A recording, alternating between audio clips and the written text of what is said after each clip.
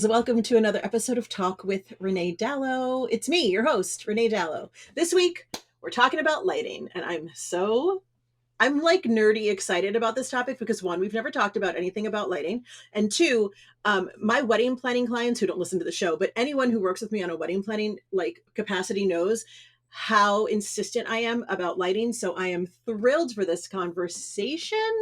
Welcome to the show, Jeannie Savage and Curt Stal. How are you both? Doing Great. great, doing great. Yeah, I'm excited to have you here. Jeannie, why don't we get started by you just telling the folks a little bit about you? Well, I started in the business about 18 years ago. So I feel like I'm a veteran, but I also feel that I learn from every event. So Yeah. as much as I think I know things, there's still things that surprise me. And there's people like Kurt who saves me when it comes to lighting. So I'm just thrilled to know him and to pick his brain and to even question him sometimes. Be like, why? Why do I need that? Why is this on the invoice? Are you sure I need this? So, yeah, I love wedding event planning, and it's my passion. Oh, I love that. And Kurt, she teed you up for a perfect intro. Tell us about yourself. First of all, I'd just like to say, working with Jeannie is truly a pleasure. She truly is a veteran. She's really under explaining who it is exactly that she is and what she does, because when we have had the opportunities to work together, I learned from her even, and I've been in the industry for 30 plus years now and been lighting events. The events that we light range from the social market, which are highly involving weddings, to the entertainment industry, and then we do a lot in the corporate arena as well. Wow. We have a combined total of some sort of math that I don't want to do. About that. I'm 13 years in and I'm the baby in this group, so I'm happy to be in that position today. Um, one of the reasons I really wanted to talk about lighting is because I think it is, well, I mean, I think Jeannie and I know this from just being in the community, and Kurt, you might have seen this as well. So many wedding planners get their start because they themselves had a beautiful wedding, or in my case, like I was the person in my friend group who was like good at parties, but many people just come into the industry with a knowledge of an event, but not all the surrounding elements. So, like Jeannie, did you know about lighting before you met Kurt? How did you get your education there? I actually knew a little bit about event planning in the sense that I worked in the hotel industry. So my background is hotel management. And I think the transition into event planning and knowing about lighting was little. Like, I think it was easy to say, okay, I can help you with stationery, I can help you with flowers and things that were easier to dissect and to learn. Like, I could memorize almost every flower that I needed to know. But when it came to lighting, it was definitely a lot more effort to learn the technical elements of it, Yeah, knowing equipment yeah. and knowing what that equipment does. So I would say I was definitely not very knowledgeable about lighting when I came into the industry. Yeah. Yeah. Kurt, do you see that a lot with newer planners that they really don't know what they don't know? I do. In fact, I see that with event planners that actually have been in the industry for a while, and it's just a choice. They concentrate their efforts on other aspects of event planning, or let's say wedding planning. Yeah. Their forte might be in client relations, or they might have an amazing aesthetic or design quality, and then those types of event producers rely more heavily on their lighting designers Yeah. to guide them and to make the recommendations for the best final product. Do you ever, Kurt, have like a newer, like less experienced planner come to you and you could tell they're sort of nervous? All the time. Yeah. And it's human nature to try to cover up what you don't know a lot of times. And so Sometimes it's half of the battle is really just getting the event producer comfortable enough and trusting that we're going to guide them appropriately, and their final product is going to be what is in their best interest. Yeah. I have a background in theater, so my degree is in musical theater. So Mm. I have enough lighting knowledge, or at least I did when I started wedding planning, to be dangerous. Like I knew enough to know that like I don't like that gobo, right? Like that gobo, I don't like that gobo. And Yeah. clients being like, "What the hell is a gobo?" And like, why is she speaking another language? So I understand like that barrier, right, between all the wealth of knowledge you have, Curt, and then maybe for people who are listening to the show being like, "I don't even know what a gobo is." Like Yeah. how much do we have to know to like just have a facility? Like Jeannie, did you have like a glossary anywhere for yourself of like what all this stuff meant? No, I had to just really listen. So Yeah. sometimes, and I did actually learn from other um, lighting companies or other designers who were my senior, who've been Mhm. in the industry, and they're like, "Well, we want to light up these trees that we have in the room. We want to add this color to the walls." And I was like, trying to just listen in and say, "What do they mean by that? And what is that going to cost my client?" So That's I the think question, that was really. so I'm just trying to like listen in, Yeah. and question what does that thing on the ground do? And so I think there is that catch up of trust at the same time continuing to learn. At the same time, on the day, you have to show a little humility that you don't know what that is. And then hopefully that technician will give you some sort of sense of like, I'm not going to embarrass you, but let me explain to you what this does. So I think there is a combination of having a little confidence and at the same time, kind of like hoping that you just get through it. So there is a lot of at the beginning. I think anybody who has been in the industry for under 5 years probably felt all of the things that I felt getting into the business. Oh yeah, I just want to like touch on what you said too. Like there is such a strength in just admitting, I don't really know what this is. Can you explain it? Right? Like that is actual leadership. That is actual strength. Like just not pretending that you know and then making the wrong choice or no choice. Like I would much rather be like, what does this mean? What does it mean? Like just say it to me like I'm a baby. Tell it to me like I'm five, right? Just say it straight. Um, Curt, what do you think for people listening, for planners listening who were like, I don't know anything about lighting? What do they need to know? Is it the name of the equipment or is it what the equipment does? What do we need? Baseline. What I find most helpful when I'm dealing with an event producer of any level is have a good understanding of what the vision is and what it is that you want to see. Um, it would, and really that's it. Yeah. If you tell me I've got if you tell me I've got 20 centerpieces in a ballroom, and and I want to light them, I'm going to start asking you questions, and I'm going to want to know like what is the nature of the centerpiece? Do you have a picture of it? What kind of flowers are you going to use? Are they dark? Are they light? Are the arrangements going to be high? Are they low? Are they very compact? Are they linear? There's all kinds of ways that I go about approaching just lighting a centerpiece, and there might be 3 or 4 different light fixtures that that I would consider, but I'm going to make a recommendation for one of them, and just ask questions. It's like you might not understand, and if you go ahead and ask me what kind of a light fixture are you going to use for this, I'm going to tell you. It's like these are long, low arrangements, and I want to really isolate just the flowers. I don't want to light the rest of the tabletop with this because for whatever specific reason, Yeah. and. And so we're going to use a series of Licos to light this because we have the available rigging overhead. Maybe we don't have any rigging overhead. Maybe it's very minimal. It's a very clean ballroom, and so we want to use the least um, a light fixture that has little presence, and so we're going Yeah. to want to use maybe a very small, compact magnetic pin spot because there's no power available. There's all different factors that are involved in it. So to actually know what the the names of the different light fixtures are is somewhat helpful, and just as you progress and you gain more knowledge and understanding of the different types of light fixtures. But let's just start with what it is that you want the end product to be, Yeah. and then we go from there.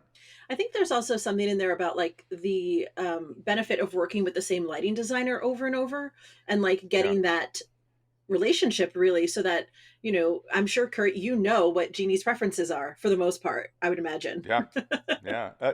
Yeah, to a large degree, I do. And every time we work together, I do learn more about, her aesthetic and how she likes things and her eye. And that's how I've come to know Jeannie to be quite the seasoned event producer, because she knows what she wants the audience to see. She knows what she wants the camera to see Mhm. if there's photographers there.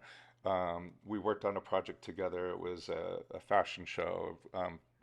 Um, Basically themed out of Bridgerton wedding dresses, and Jeannie can speak more to that. But she they were filming this as well, and so it was being documented on a lot of different levels. And she's got a great eye. She knew exactly what she wanted to see, and I can just point out one instance where there was a photo backdrop, but there was a statue in the that existed in the garden, and she's like, this needs to be lighted.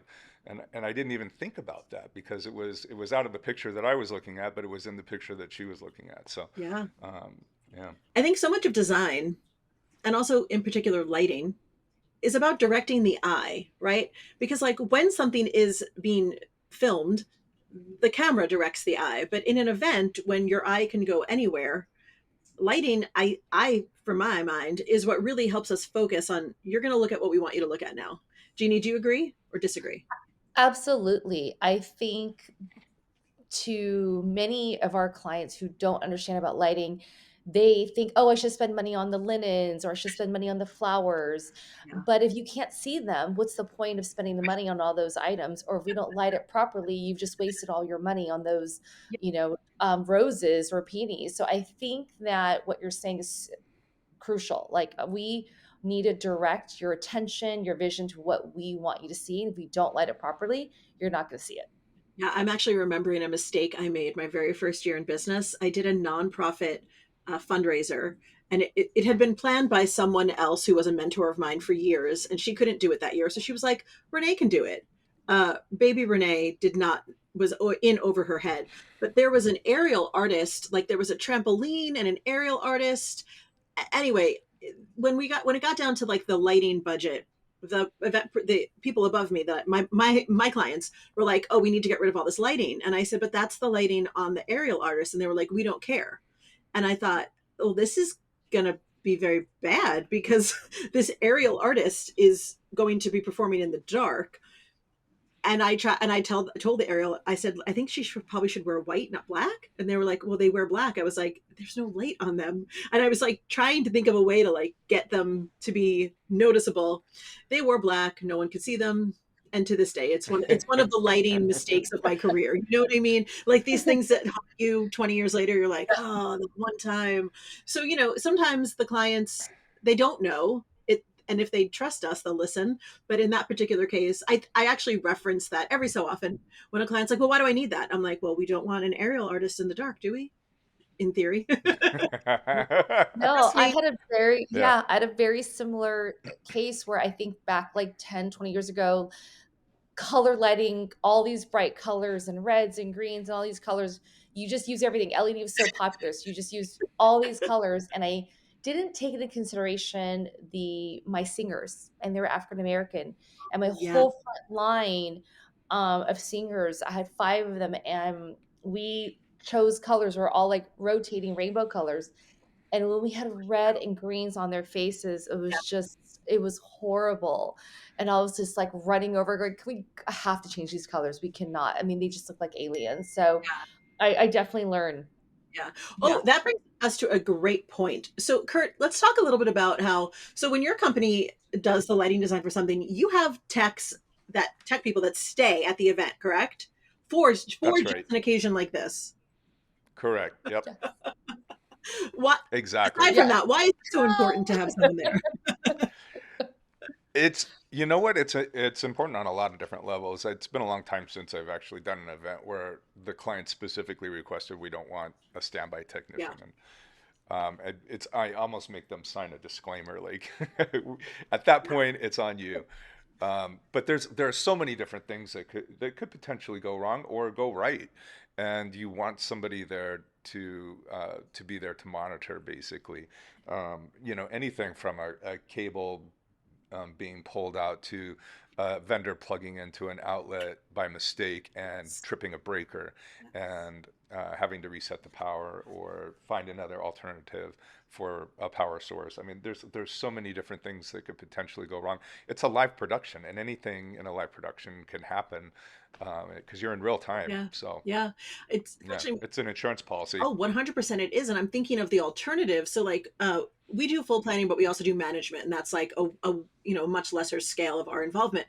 So a lot of times our management clients will add on lighting from like a DJ or someone else. No, I'm not here to like shame the DJs for doing the add-on services, but they don't come with a tech person, right? And we had a Right. wedding a couple of months ago where the clients just added on last minute some pin spots, and halfway through dinner, I was like on a little step stool, like adjusting, because it was in a guest space. Like it wasn't lighting, it Yeah. wasn't focused properly. And I know a little enough to know how to refocus a light. But I remember thinking like, oh, this wouldn't have happened if we had had a lighting designer and not simply added on lights. So, I mean, for any planner listening who's in that time of their business where they're in the, oh, we're just going to add on lights from a DJ phase, really consider what that means for the full event, I think. Don't you think, Jeannie? Absolutely. And I think sometimes it's a budget thing. Like Oh, it for sure. depends, especially early on in my career. We weren't spending 10, 20, 30, $50,000 on lighting. And so I think those events that we take on maybe are a little limited in resources. So getting even just $2,000, $3,000 worth of lighting from the DJ was like, oh, this is exciting. We need this. It'll help get the party going.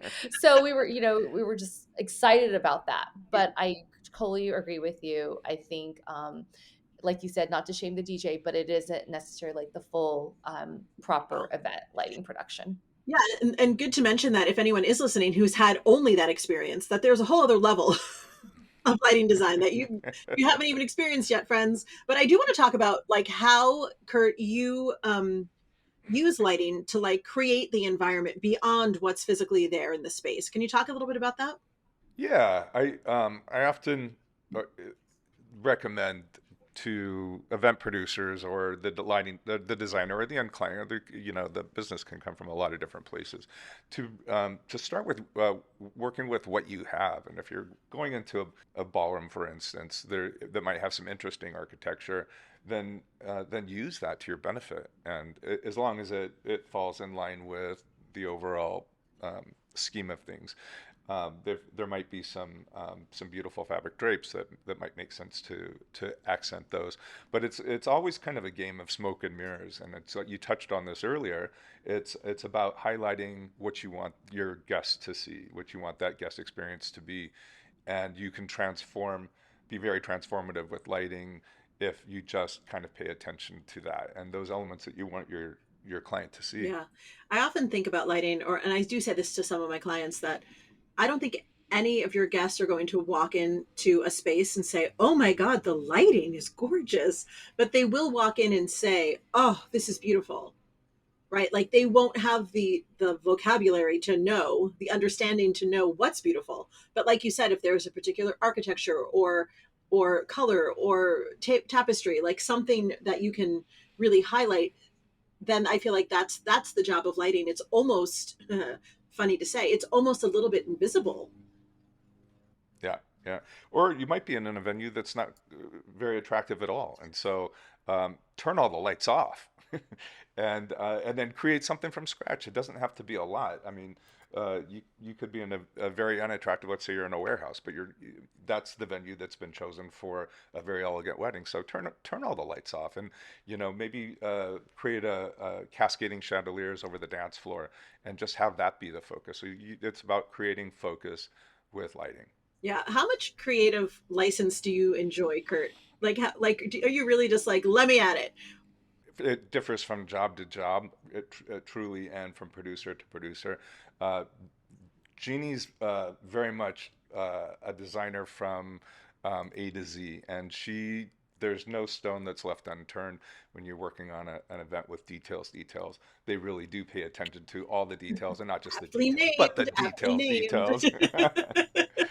Details. And so it's in that particular instance, it's really just kind of taking the lead and finding out exactly what it is that they have that they're bringing in, and working from there, and then making recommendations. Most recently we did work on an event together at the Huntington Library and Gardens. It's a beautiful, beautiful venue, and there's just so many visual Dark. things visually to see. Yeah. But it's dark. Yeah, Yeah. after the sun went down, there That's it. it's a daytime venue, so we really had to Yeah. recreate the visuals through lighting. Um, Jeannie, talk to us from a planner's perspective about how you have the conversation with clients about their lighting design, about the spend, about the importance of it. Please, I'd love to see your take on that. I I do educate my clients saying that we need to allocate money in the budget for lighting. And I tell them with a little bit more of an open, like I want them to keep an open mind, and I don't want to say, this is how much we have to spend, or I need this amount. So I kind of leave that a little bit more open-ended, just because I don't know where we're going to take the direction with like layout, how we're going to use the space. So I do educate them saying that we need it, but I don't give too much detail in the upfront end. I tell them this is something that's probably one of the last vendors we bring on. Kurt doesn't want to hear that, but I tell him it's because I Exactly. don't know where we're going to go. Like, are we hiring a DJ? Are we hiring a band? Are we doing long tables? Are we doing rounds? There's a lot of things that are still so undecided at the beginning of the planning process that I say I can't really create your design or can't even talk to you about that till the latter. I think we don't even know what color sometimes the flowers are going to be. So I think it's important for me to educate them in a broad kind of like give them a little bit saying that we need it, but I can't tell you much now. But let's go through the process of design, and then we'll circle back with that. And then we sometimes get Kurt to talk to our clients. Sometimes my clients have interaction with the lighting company, sometimes they don't. There is a level of trust that sometimes we can build with our clients where they're like, you know what, I really don't want to know. Just you handle it, and tell me how much it's going to be. And then there's some clients who are saying, I'm not comfortable with this invoice, and why do we need this? What does this actually mean?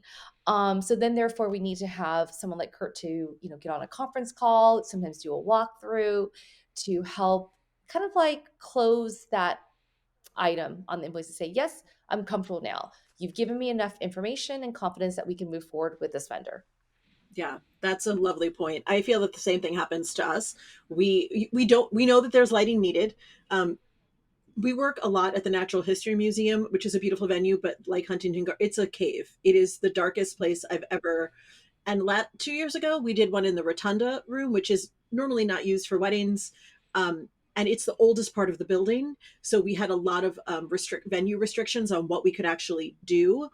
But that was an interesting one, right? Because we desperately needed lighting. My clients were really game for it. Thank God we didn't have a lot of discussions about like what is all this for. They knew because there's nothing there. There's not even. I think there's not even any actual light. I think it's just the skylight. So anyway, I'm with you, Jeannie, and I think the conversation needs to start early and often. But I think when you have a relationship like the two of you have, like you said, your clients can tell that you have that trusted relationship, and so they're more likely to then just automatically trust Kurt and his company because they know that you do. Yeah, that definitely helps. I think, and as soon as he jumps in, the moment he speaks, and the moment he's so articulate, he's able to really explain what these items are, and it's still sometimes even after he does, like I think people are like, well, what's a PAR can? What's an LED? What's this? Like, what do we need Yeah. trusses for? And then like cables, how many cables do we need? Like they stop, they actually let that go because they come in strong sometimes going, well, what do I need this line? Why do I need this? And then soon enough, after Kurt gets involved, they're just like, okay, you guys got it. I get it. And that's a real testament, Kurt, to your just professionalism and just the your presence, I think.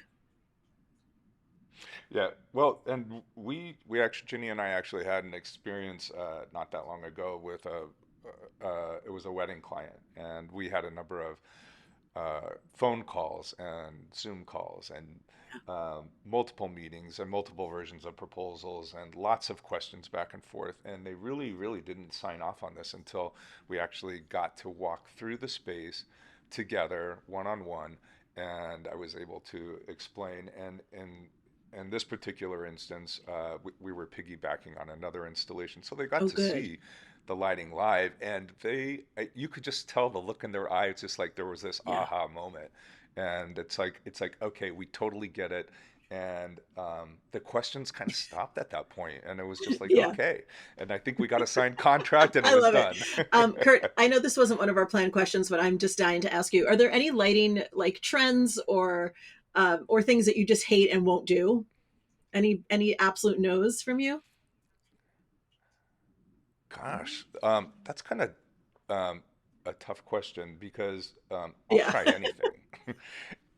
And and if it works, it works. But the what we really try to emphasize is in quality lighting is a clean, seamless Mm, installation, and we want to make sure that we're not overpowering the overall effect, especially when it's a wedding. It's supposed to be in most cases, a beautiful, warm, intimate moment. You don't want to be overwhelmed by hardware or by lighting fixtures, or you really don't even want to know that there's lighting in the room. So that's kind of where I would kind of draw the line. It's just like, well, if we have to create an effect, but in order to do that, I'm going to have to bring in 20 pipe and bass, and you're going to see all this hardware and these lights. It's not worth it. It's like you want to light the ceiling of this beautiful room, but in order to do that, you're really kind of compromising the overall no, look. So that's kind of where I draw that's the good. line. Jeannie, do you have anything? I have one that I will not let my clients do. Well, no, I don't think I would have. Oh, well, maybe I should reconsider that. I think I'm having still a hard time sometimes with the equipment that's used and what keeping up with the technology because Mhm. I always really love like soft glow and now we're really transitioning to like battery operated LEDs.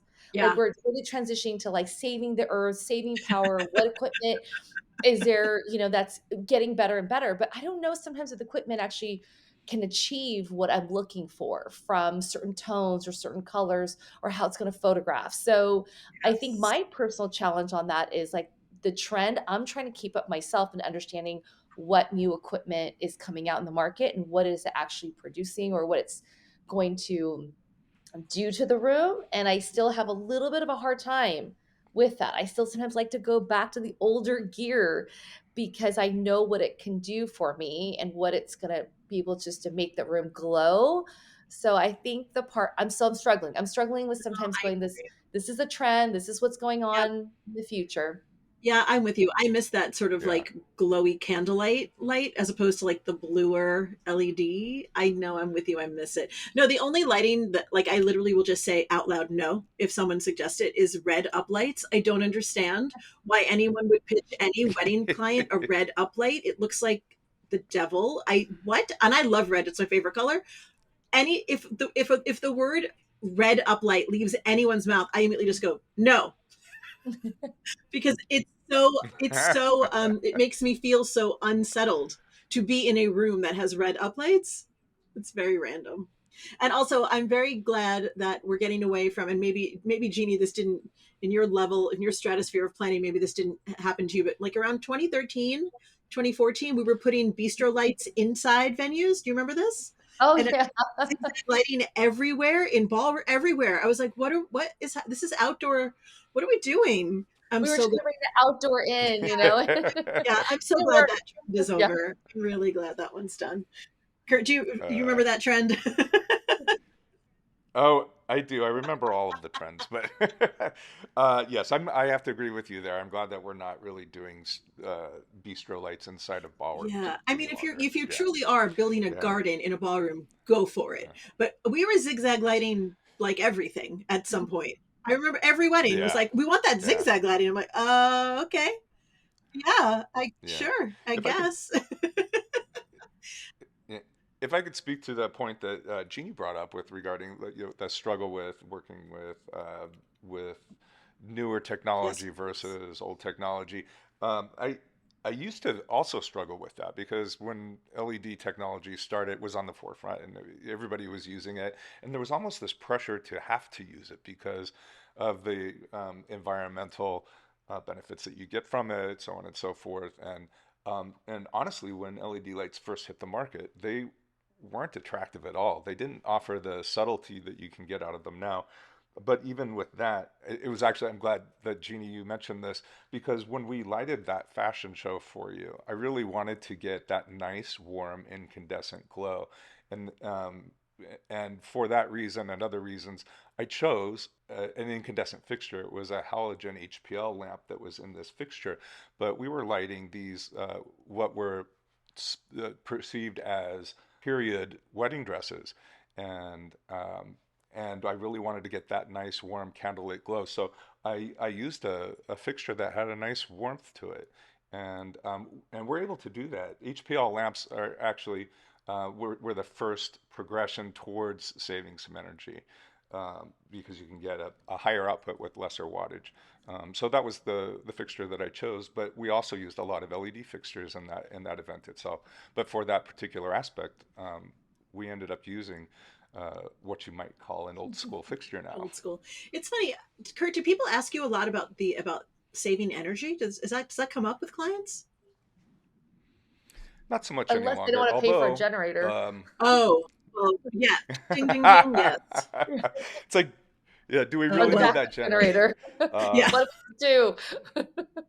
yeah, sometimes it's a necessary evil, even still today. But we do use LED lights and wireless fixtures more Yeah, I now love than that. ever, for sure. Final question for everyone. And maybe I should have asked this earlier, but I am sort of curious to see both of your perspectives. Who do we think drives the lighting design? Is it the planner? Is it the lighting designer? Is it both? Is it the client? It's probably not the client. They don't know what they're doing. Just kidding. I love all the clients. I love all of you. Jeannie, what do you think? Are you driving that conversation more?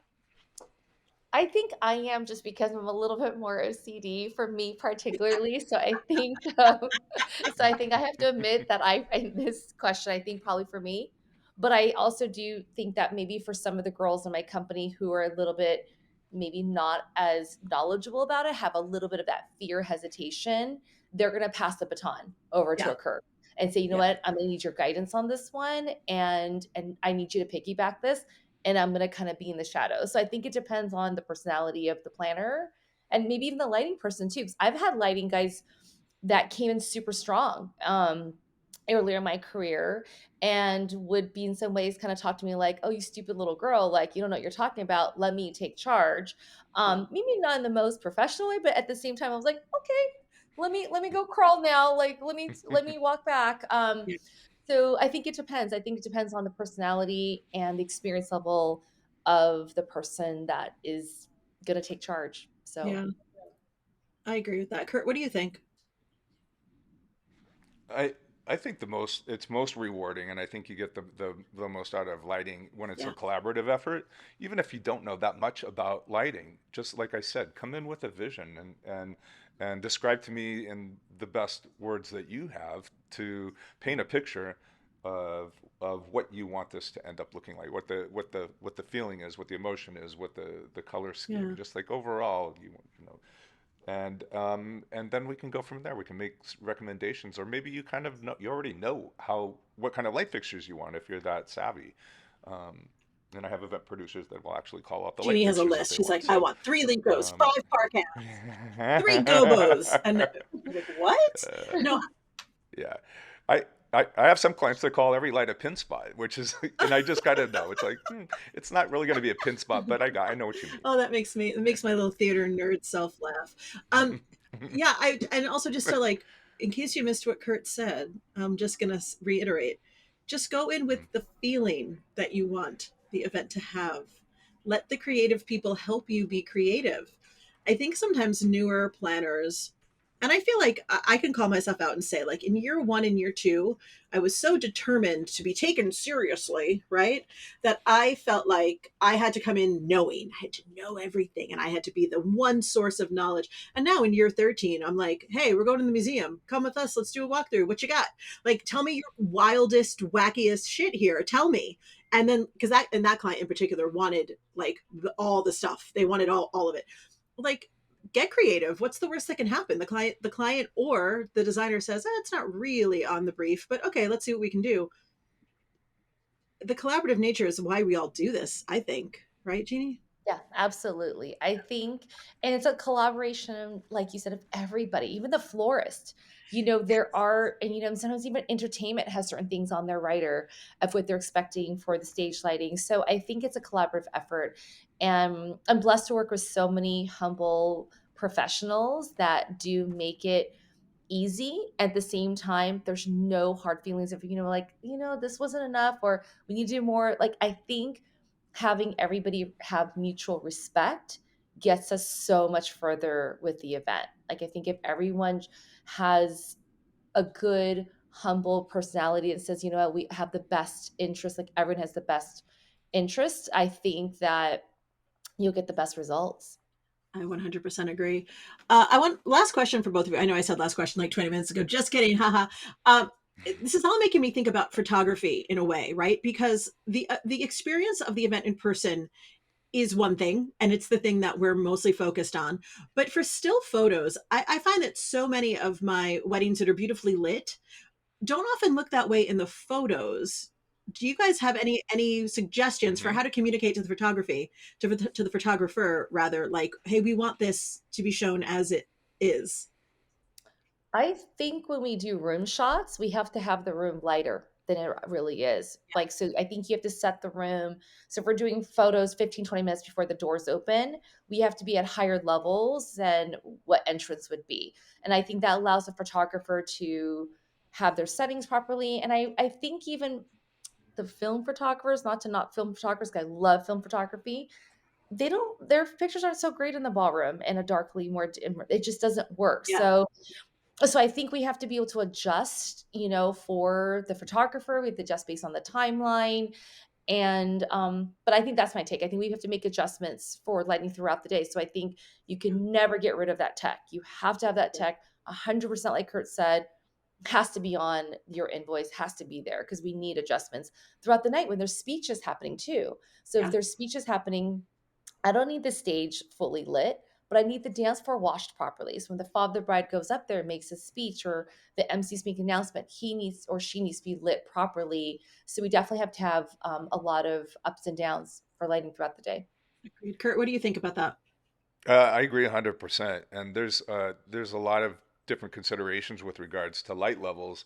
One, you may be lighting the room Mm, for room shots, and as Jeannie mentioned, typically photographers do want light levels brought up. So you always want to be able to have full control over the environment and the lights, so that you can do that. And you can accommodate.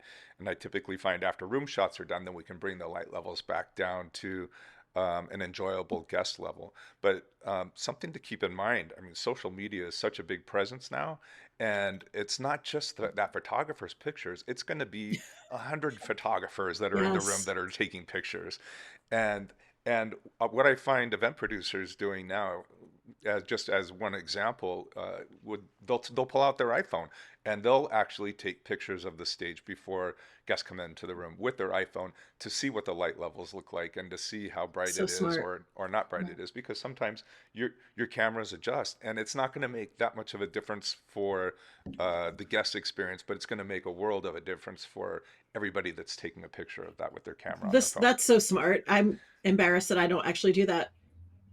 Have I ever done that? So next Well, time just pull out your catch me in camera a and few take a weeks. The couple email's gonna pictures. hate me. I'll Yeah. be like, I need to redo the lighting. I'm so sorry, guys. I know we're about to open, but Brian, come on, redo it. Too funny. Thank you so much for this chat. I feel like this is a topic we do not talk about enough. I'm so grateful that you were here with your wise words to just illuminate. Ha ha ha ha. See, funny, to illuminate this conversation for all the planners. Jeannie, tell everyone where we can find you on the internet, please. Our website is aboutdetailsdetails.com. Yay! And are you on the Instagrams? Yes, I am. There's mine is Details Genie. So Details mine is Jeannie. just Details Genie. I'll link you in the show notes. Kurt, what about you? We're everywhere on Instagram and I guess it's Twitter X. We're Nice. at images_lighting. Our Facebook address is just images lighting, and We're available on LinkedIn. It's images dash by dash lighting. And then our website where you can reach us on all those platforms is Perfect. imagesbylighting.com. Well, I will link all of that in the show notes because I know, dear listener, sometimes you're driving. That's real. So everything will be in the show notes for you, and you can reach out to these lovely folks for all of your lighting questions and desires. And thanks for being here, guys. Thanks for having us. Anytime, Yeah, anytime. thank And you. friends, we Yes, will thank see you you. next week, same time, same place. Bye for now.